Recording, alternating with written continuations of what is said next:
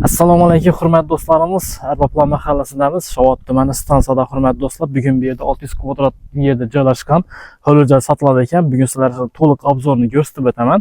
Videoga birdan like bosinglar, Instagramda do'stlarga tarqatib qo'yinglar. Kimga joy kerak bo'lsa, o'sha bizning videomizni tashlab qo'yinglar do'stlarimiz.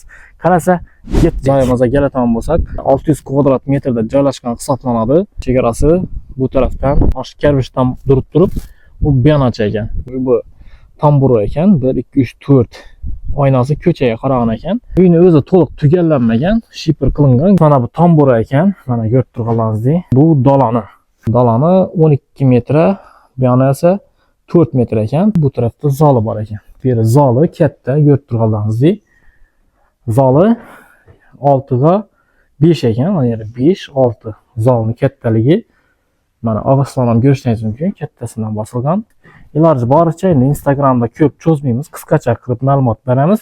YouTube'da ko'proq video joylashtirganmiz. Bu yeri spalnisi hisoblanadi. Spalnisi 3 ga 4 lik bo'ladi. Bunday spalnidan 1 2 3 si bor. 3 sining razmeri bir xil. Bu yer esa daliza hisoblanadi. Bu yer esa hurmatli do'stlarimiz, ya'ni dolani gisi, gidalan bo'ladi. Bu yer esa qo'hnasi mana. Qo'hnasini ko'rib sotib olgandan keyin o'zing remotini joyinda qo'yaverasizlar. Mana bu bog'ning ichi hisoblanadi. Bog'ni ko'ribsizlar kattaligini, 600 kvadrat yerda joylashgan joy bo'lgandan keyin u pojorniy xo'da chiqib ketgan eshigi bor, bu tarafda darvozasi bor, yana pojorniy xo'dadan kirib kelish darvozasi bor.